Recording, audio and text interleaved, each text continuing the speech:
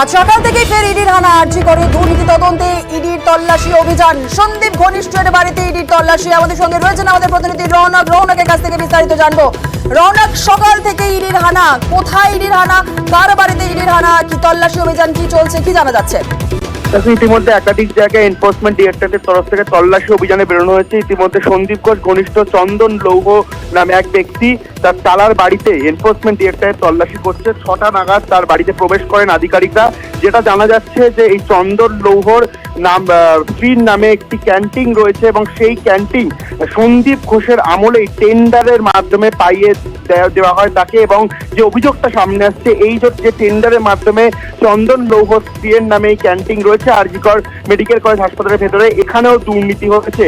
অর্থাৎ এই টেন্ডারেও কিন্তু অন্যান্য যারা ছিলেন তাদের পাওয়ার কথা এই ক্যান্টিন ছিল, কিন্তু সেক্ষেত্রেও চন্দন লৌহ কিভাবে এই ক্যান্টিন পায় এবং সেক্ষেত্রে আর্থিক তছরূপের কোনো বিষয় রয়েছে কিনা, এই যে আর্থিক দুর্নীতি মামলা যাতে ইতিমধ্যে তদন্তে নেমেছে এনফোর্সমেন্ট ডিরেক্টরেট, সেখানে আদৌ এই চন্দন লৌহর কোনো ভূমিকা রয়েছে কিনা, এবং যেহেতু সন্দীপ ঘোষ ঘনিষ্ঠের একটি অভিযোগ সামনে আসছে সেক্ষেত্রে কোন রকম আর্থিক তছরূপের সঙ্গে যুক্ত রয়েছেন কিনা তিনি, সেই বিষয়ে কিন্তু খতিয়ে দেখছেন ইডি আধিকারিকরা।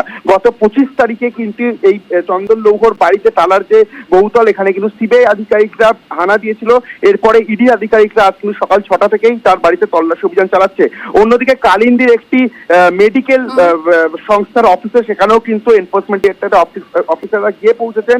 যেটা মনে করা হচ্ছে যে এই যে বিভিন্ন ওষুধ থেকে শুরু করে চিকিৎসা সরঞ্জামের যে দুর্নীতির অভিযোগ সামনে উঠে এসছে, সেক্ষেত্রে এই কালিন্দির যে মেডিকেল সংস্থার অফিস, সেখান থেকেও আরজি করে কিন্তু বেশ কিছু চিকিৎসার সরঞ্জাম দেওয়া হতো।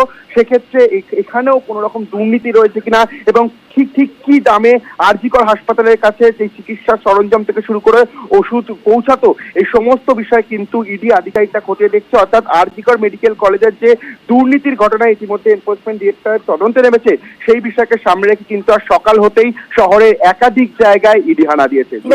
ধন্যবাদ রৌনক।